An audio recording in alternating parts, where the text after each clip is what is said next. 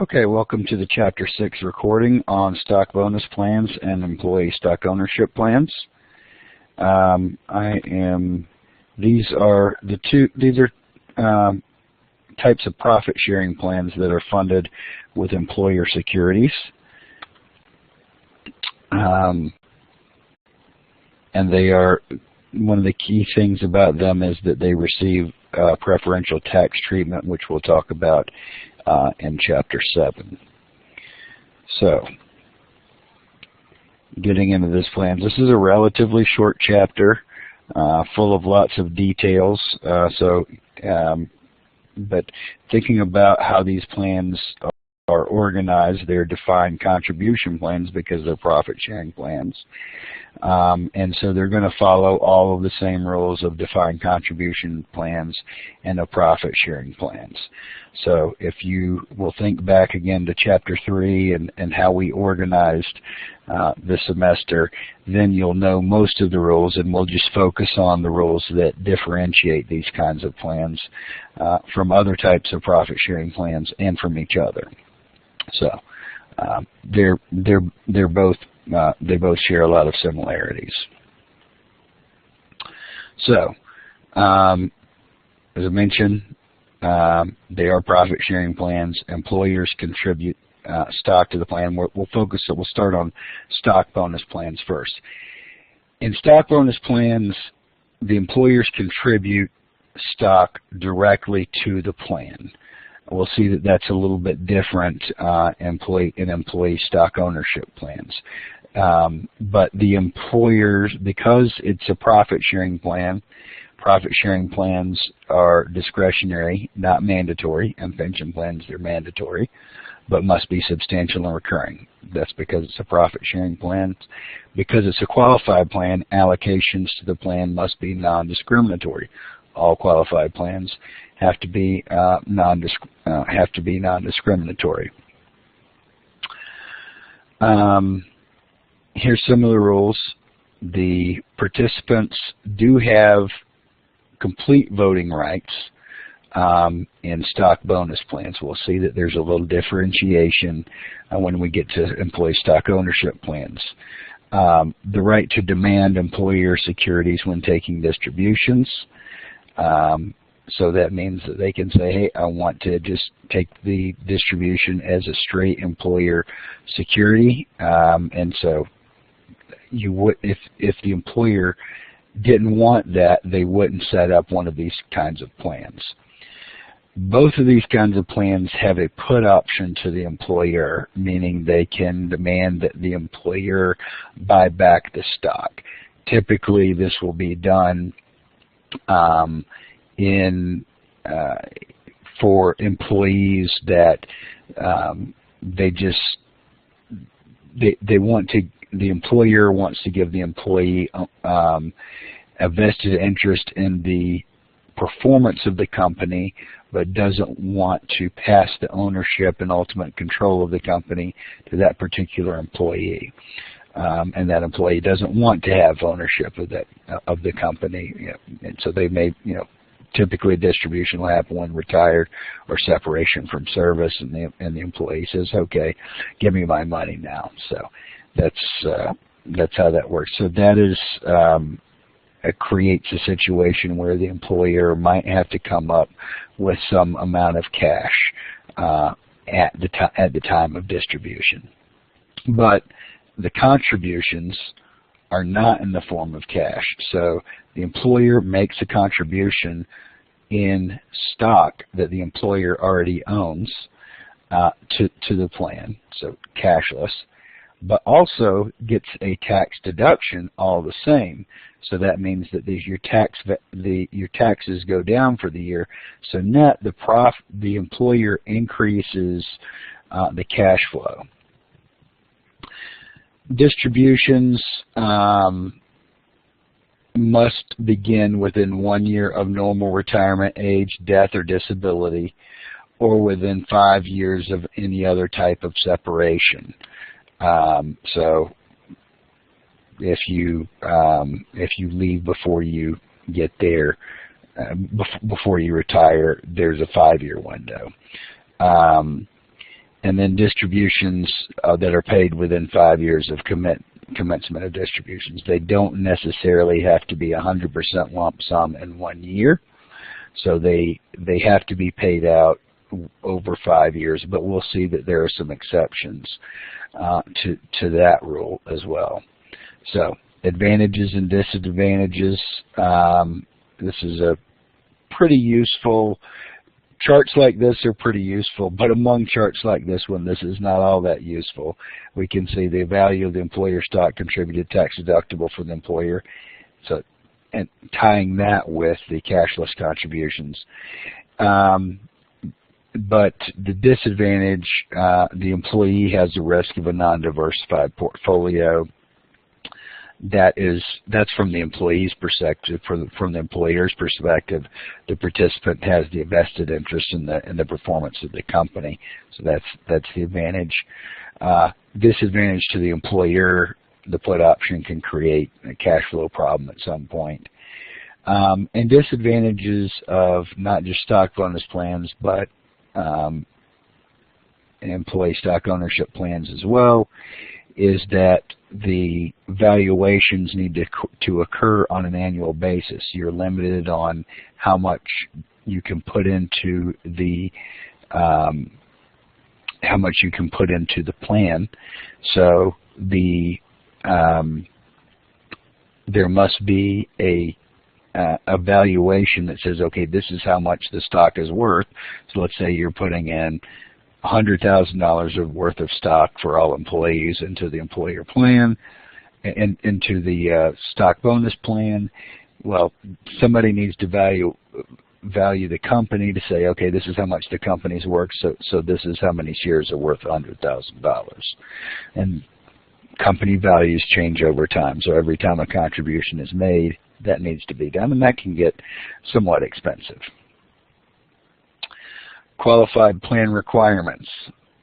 This is the same thing for stock bonus plans as the same thing as for all qualified, specifically the DC plans. So we're going to focus on the DC plans. Remember, 21 and 1 year of service and 1,000 hours. That's the same for all qualified plans. Coverage testing. For DC plans, we don't have to do the 50-40 test, but we just need to do the 70% test. You got to cover 70, pass any one of the three 70% tests. The general, that you cover 70% of as many non-highly comps as compensated, that you cover 70% of the non-highly compensated, or the average benefits test. The average benefits are at least 70% for the non-highly comps as they are for the highly comps. Pass any one of those three tests, you pass the coverage testing. And then vesting is the 2 to 6 year graded vesting schedule, or the 3-year cliff, because we're talking about a profit sharing plan, which is a DC plan. So, as this says, is a comparison of stock bonus plans to profit sharing plans. A stock bonus is a profit sharing plan, but we're talking about just standard profit sharing plans. Plans must be established by December 31st at the plan year end. The contributions can be made and the due date of return plus extensions. The difference is, one of the key differences is the type of contribution. In stock bonus plans, it's stock, and profit sharing plans, it's in non-stock bonus profit sharing plans, it's cash.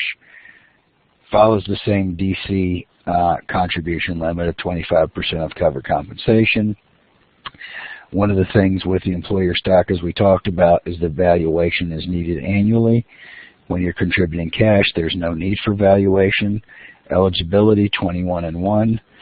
Typically only unless the 2-year option is selected, and then the vesting schedule follows 100% vested after 2 years. And then allocation method, so we can do a percentage of compensation or formula based on age and service or classification. So this is just percentage of compensation. is the standard allocation formula. The formula based on age is age-weighted. Service classification is a new comparability kind of plan. So we can do any of those with a stock bonus plan like we can with any profit-sharing plans. And we can also integrate with Social Security and stock bonus plans. The vesting is the same. Portfolio diversification. There are some rules that require a portfolio to be diversified, but generally we wouldn't have a stock bonus plan if it weren't 100% funded with employer securities or significantly funded with employer securities. So generally there is not a diversification requirement, with the exception of the put options that employees can put on the employer. So generally the answer is no. In profit-sharing plans, they say generally yes, but that's because the plan sponsor or the employer is held to a fiduciary standard, but the limit on employer securities in the DC plan is 100%. We can put up to 100% in employer securities. In a DB plan, it's 10%. Distributions are generally in kind. If distributions are in kind and lump sum, that is what gives an advantage to the employee, that the distributions, instead of being taxed as ordinary income, are taxed as net unrealized appreciation, and we'll get into how that works in Chapter 7. And service withdrawals may be allowed after 2 years, because this is a DC plan, or this is a profit-sharing plan rather.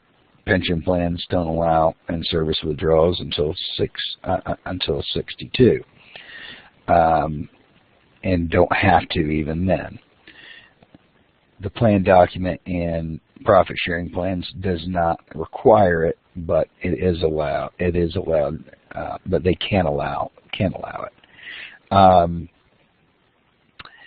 Loans are typically not available on employer contributions. They're typically available in 401k plans is where you most often will see those, but they can be allowed.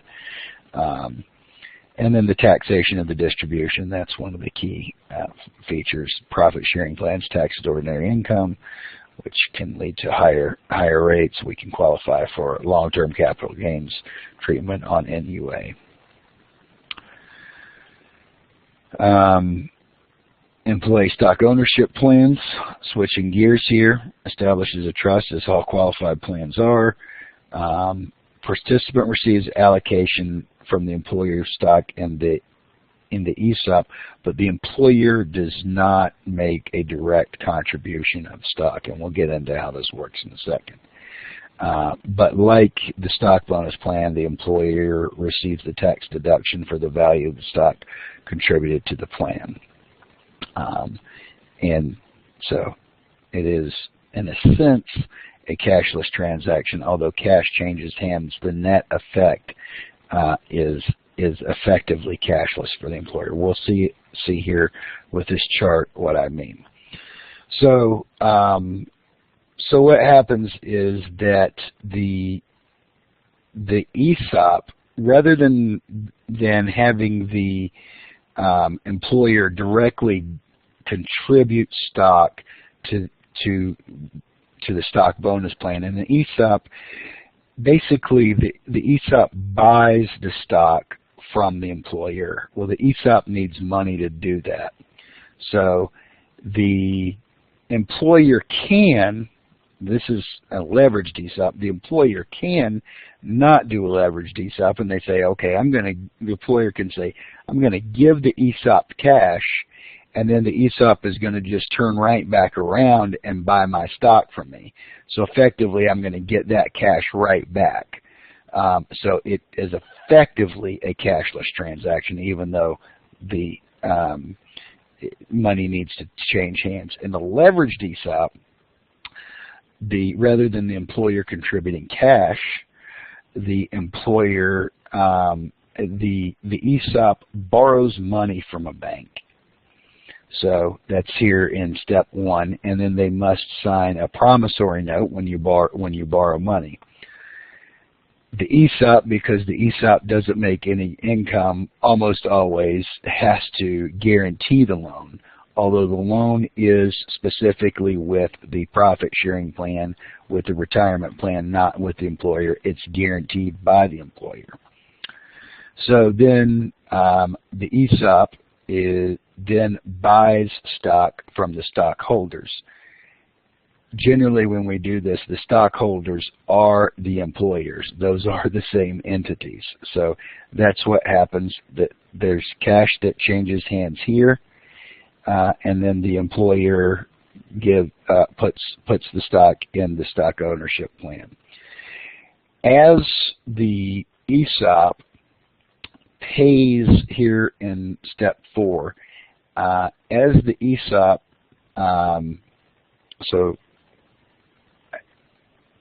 as the ESOP pays off the loan, which in a leveraged ESOP has to be done when the employer makes contributions to the ESOP, which is why effectively the employer has to guarantee it. The employer makes the cash contributions to the ESOP. The participants' accounts are allocated the stocks, and they're actually released to that. So it's kind of put in a holding account, and the participants aren't credited that stock until the loan is paid off to the bank. The bank says, okay, now I'm releasing my lien on that stock. And so that kind of happens in step 4. It's allocated to the participants, but there's basically a lien on it. So it's like in a holding account. Step 5, when the employer makes the contribution of cash and then the ESOP pays the bank, then the participant accounts effectively gets allocated the stock.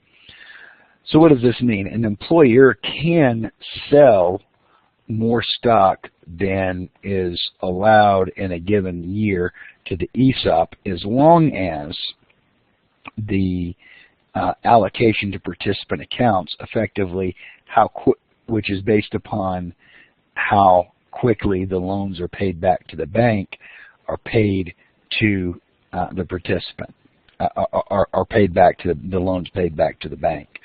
So the loan being paid back to the bank can't be more than the 25% of covered compensation plus interest. But the employer could contribute 100% of their stock to the plan, and the bank loans the ESOP 100% of the value of the money to buy the stock. But let's say it was $400,000 worth of stock, and the employer couldn't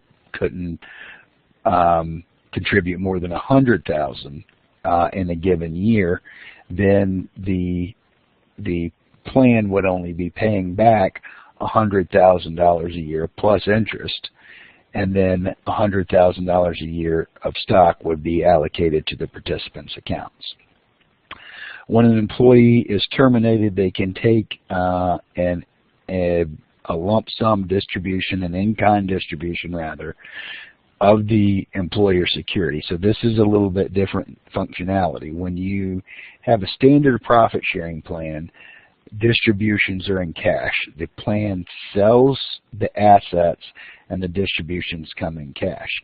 And this way there is an in-kind distribution typically that happens in order to take advantage of the net unrealized appreciation. The distribution must be in kind, but the terminated employee can then require, they don't have to, but they can then require the employer to buy back the stock in step 7. So this might be if you're running a small business and you have a handful of employees who may want to take eventual ownership of the company. You might have some of the people who are going to take ownership of the company would just not demand the basically this step 7, the put option. They would just say, okay, I'm just going to hold the stock. If there was an employee who says, I don't want any part of it, and typically that might be a smaller employee, they're going to have a smaller percentage, and they're going to say, okay, give me my money, buy back the stock for me. So that's how that works. Here are the steps of everything that we just talked about. Steps 1, and you don't see step 8 here, but I told you the shareholders may be required to guarantee the loan. That is something that happens. So steps 1 through 7, put this slide 11, together with slide 10, and you can see how this works.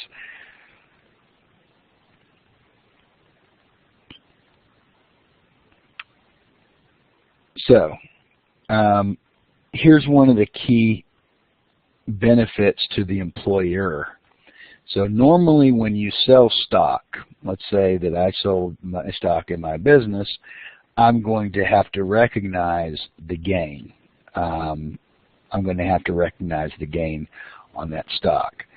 But if I'm the business owner and I sell at least 30% of my company stock to the ESOP plan, and then I reinvest my proceeds within 12 months, and then I hold those securities, whatever I reinvested it in, for at least 3 years, and it's a privately held company, which almost always this is. I mean, you wouldn't have to have valuation if it were a publicly traded company because the market values it.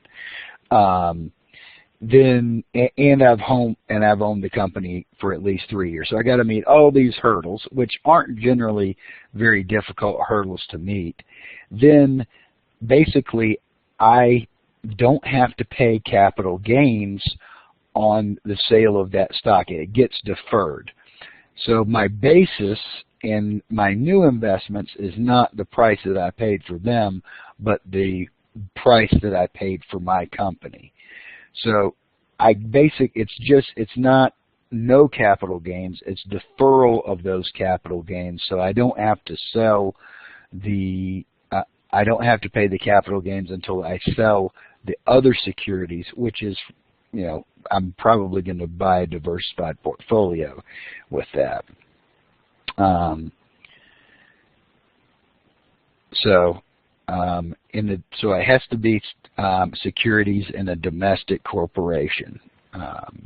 So I can buy or a set of domestic corporations. I can't buy companies outside the United States. Okay, advantages and disadvantages of ESOPs. Basically, the stock bonus plans and the ESOPs work very largely the same way.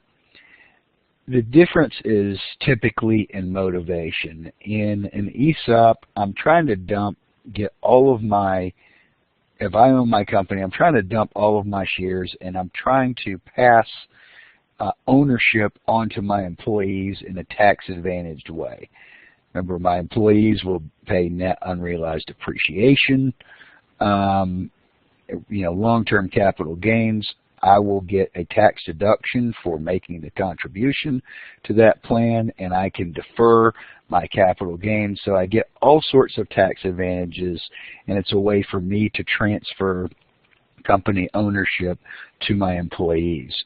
So the ESOP, ES, is for escape. The stock bonus plans is I'm typically expecting in stock bonus plans for my employees to give me this put option on there. So I'm really just trying to align employee incentives with the performance of the company. So I want them to want the company to do well. I want them to give it their best because this is going to be their retirement funds. So that's typically just the motivation. Is a little bit different. You can use stock bonus plans to transfer ownership, of course. It's just not as effective because it doesn't have quite the same tax benefits that the ESOP plan has to the employer. So, from the employer's perspective, you guys can read this. This is stuff that we have already talked about. But I like the way that this one is organized a little bit better than the previous slide for the stock bonus plans.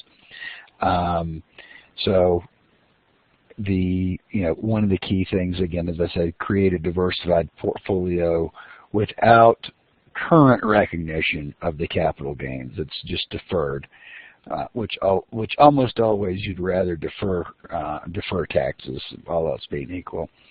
The corporation can borrow against the stock. That's the leverage portion of it. Like the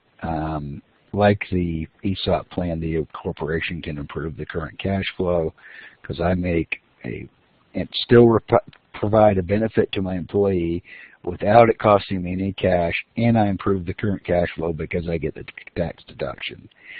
But the big advantage for me, the employee, is that it creates a market for the stock in a privately held closed corporation, and it's retaining employees.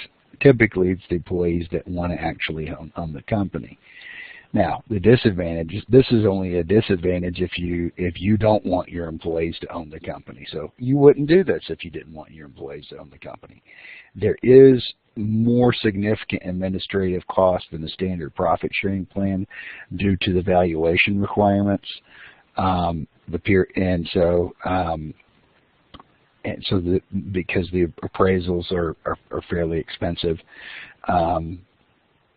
And then there's liability concerns because if you are investing as the employer, if you're directing your employees to invest in a non-diversified portfolio, there is some question as to whether you would be held to this. I mean, you are held to a fiduciary standard to invest on behalf of your employees. So it does create a little bit of a sticky wicket, but the Department of Labor still allows for this to happen. So this is done in certain situations when the employees, you should probably do this when most of the employees want to own the company stock. Here's a key piece of information here. Social Security integration is not permitted in the ESOP. It isn't permitted in the stock bonus plan. It is not permitted in the ESOP. We can skew based upon age. We can skew based upon job classification, a location. We just can't skew based upon income with Social Security and the ESOP, unlike the stock bonus plan, which will allow us to the employee. You acquires ownership in the corporation. That's potentially an advantage if that's what you want to do. But as with any DC plan, the employee bears the investment risk, but it is concentrated investment risk. There's no diversification.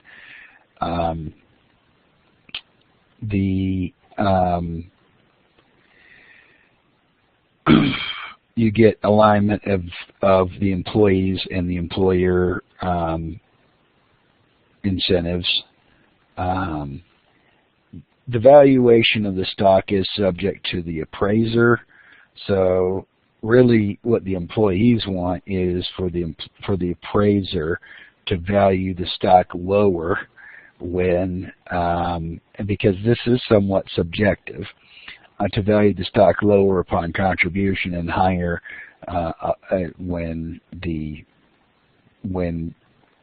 upon distribution, potentially. Well, if you're going to hold the stock, you might want it to be low as well. So that's something that's depending upon what your situation is. Here's really the key benefit to both stock bonus plans and ESOPs is this net unrealized appreciation, where you get deferred long-term capital gain tax treatment on most of the distributions, and we'll go into some examples in Chapter 7. Voting rights. So in publicly traded companies, which you don't typically see these, you don't see these types of plans that often, the participants have the same voting rights. In privately held companies, the participants vote on major corporate decisions. This is a little bit different than what we saw with the stock bonus plans, where in the stock bonus plans, voting rights are passed through without this qualification. So mergers, acquisitions, consolidation, stock reclassification, liquidation of the company assets, dissolution, major stuff, not much of the day-to-day operations. And then the trustee of the ESOP, which typically is the employer or some executive agent of the plan sponsor, votes in all other matters. Contributions to ESOPs can be cash. Well, they really are. They're cash no matter what. Whether they're leveraged or not. The stock is purchased with the cash. Like all DC plans, were subject to the 25% of employer covered compensation. Again, that's an aggregate number. And then, but on that 25% does not include interest. So it's 25% plus interest in the leveraged ESOP. Dividends paid are deductible.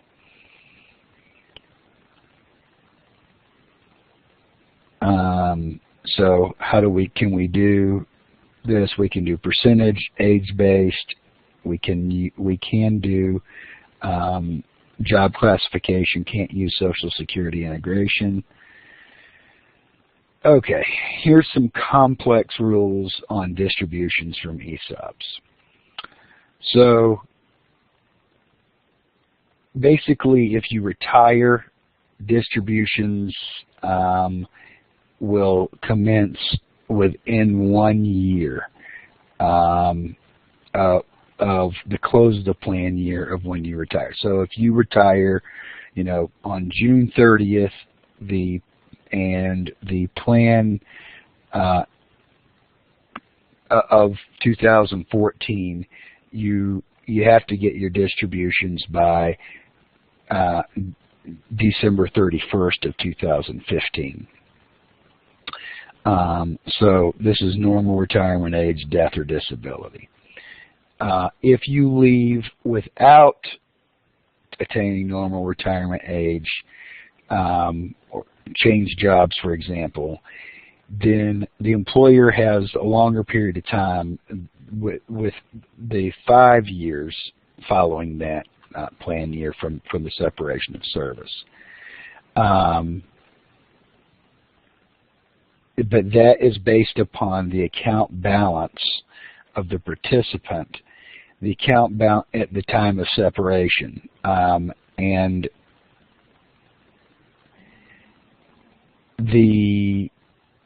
that is what is attributed to the employee is what the plan has paid off to the bank. The bank, again, is holding a lien. So effectively, as I said, an employer could put $400,000 worth of stock in, even though, let's say, they could put in 25%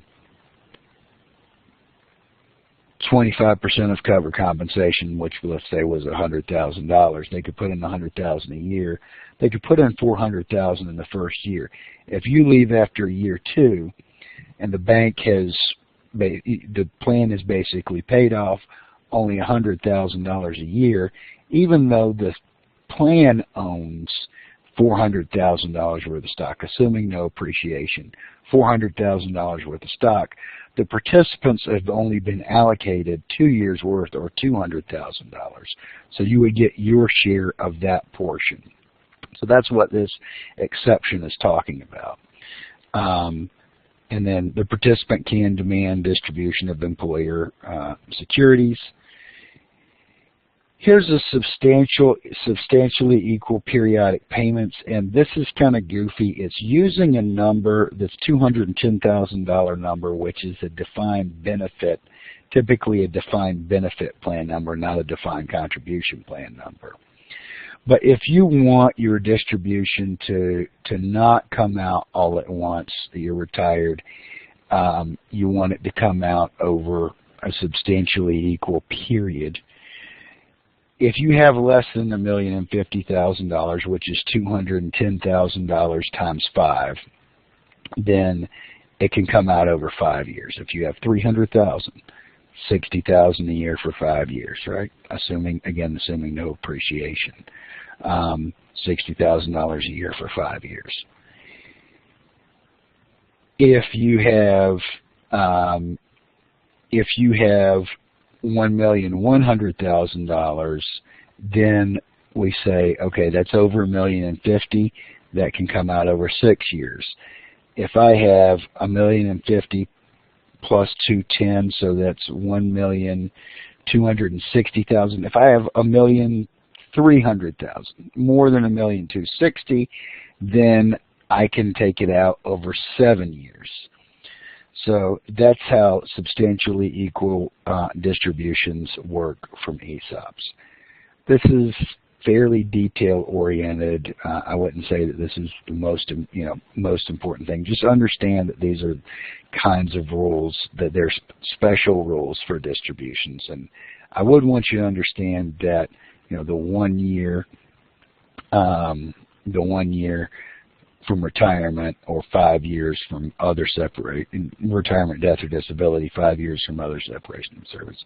I would want you to know that. I would want you to understand that there's special rules on distributions, but not be. I wouldn't ask you this. I would expect you to look this up in the real world, so I probably won't test you on that. But I wanted to tell it to you. Distributions from ESOPs. You receive this special treatment if they're lump sum distributions, called net unrealized appreciation. If they're in-kind securities, we'll get into that in Chapter 7. Okay. Diversification requirements in an ESOP. These are special diversification requirements. A qualified participant may diversify up to 25% once determined to be a qualified participant. A qualified participant is somebody who is at least 55 and has been working there for 10 years. Okay, so this person would be a qualified participant. These are people that have been there for a while and who are getting close to retirement. They may diversify up to 25% of the employer security. So in addition to the put option where the employer has to buy back after distribution, the employer may be required to diversify up to 25%. And we say accumulative each year. That doesn't mean, let's say you started working before 45 or before. That doesn't mean at 55 I'm 25%, at 56 I'm 50%, at 57, 75, and I'm 100% by 58. That's not what that means. It means 25% of the balance each year. So if I'm diversified and then my employer securities then go up in value greater than my non-employer securities, then I have further diversification requirements, at least 25%. has to remain diversified until I reach the last year before retirement, before normal retirement age. Normal retirement age is specified in the plan document. It is typically, historically, age 65. It does not have to be. So 50% in the final year. So 10 years out, 25%. Last year, 50% based upon the current valuation. This cumulative each year should be based upon the current valuation, is what that should read. The ESOPs are not generally subject to diversification requirements implemented under Pension Protection Act of 2006, so you get this special treatment because of this. The put option. The employee can require the employer to repurchase the stock at fair market value. So here's another valuation requirement. Within 60 days of the distribution, or 60 days, a 60-day period during the following plan year. And so this basically reduces the employee's risk after you have taken the distribution, but not before. So you have to take a distribution in order for this put option to come into effect. Versus the diversification requirement, this is a pre-distribution diversification requirement. This diversification requirement is typically not going to be done by an employee who wants to own the business. This put option requirement is typically not going to be done by an employee who wants to own the business. Now, what may happen is that I may take, if I want to own the business, I may say, okay, I'm going to have the plan sell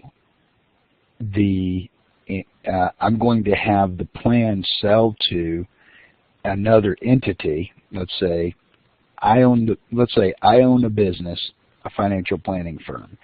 Let's say I have 2 employees that are my succession plan, who are going to be partners after I retire. If I have this ESOP plan, then what the employees may do, let's say I'm retiring, they're 40 and I retire in my late 60s. So what they may do is then have this profit sharing plan, sell the securities to another entity which these people have formed, which will then own the stock, and that entity is owned by them. So that's the way to get the plan, to get the company stock back out of the retirement plan, probably because they don't want their only retirement plan to be, after that, to be based upon the corporation. So that's how that works.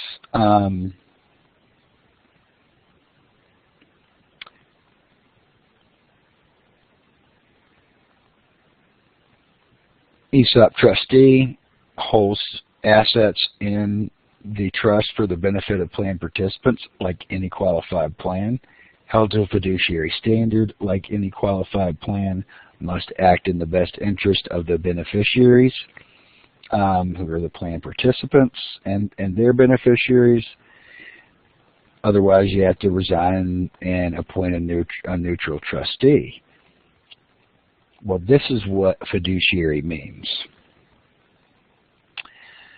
There are special rules for S corporations and ESOPs. S corporations, if you haven't taken the tax class, it's understandable, but I do want you to know this. An S corporation is a pass-through entity. A C corporation, the corporation pays taxes, and then dividends are taxable to the owners. So that's kind of a double taxation. S corporations you get the same. It's a corporation just like a C corporation, but you make the S election, which means that it's just all. If I own the corporation 100%, all of the corporate income is passed through to me, so I don't have to pay double taxation at the corporate level and then at the dividend level. And I get the tax bracket for individuals is more preferential than it is for corporations. S corporations can have no more than 100 shareholders. There can only be one class of stock. So C corporations can have voting classes and non-voting classes of stock. They can have preferred stock and common stock. S corporations cannot. If S corporations, so here's one of the exceptions. S corporations are not required to make distributions in the form of employer securities. It cannot be demanded by the plan participants. But this may effectively turn the corporation into a C corporation, which means that it would no longer receive the pass-through treatment.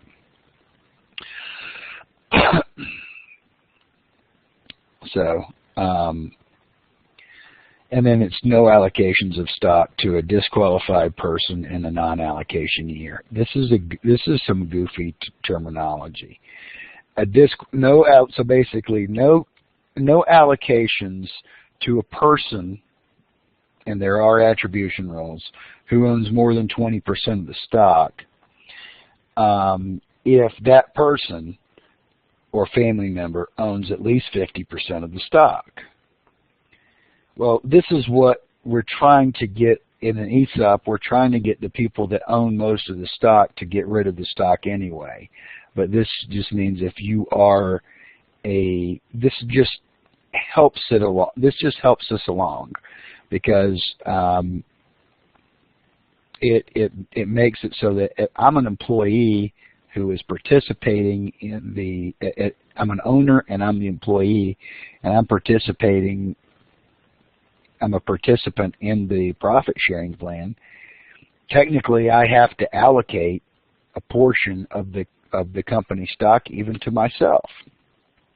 So this says, okay, you don't have to allocate anything to yourself when you already own more than 50%.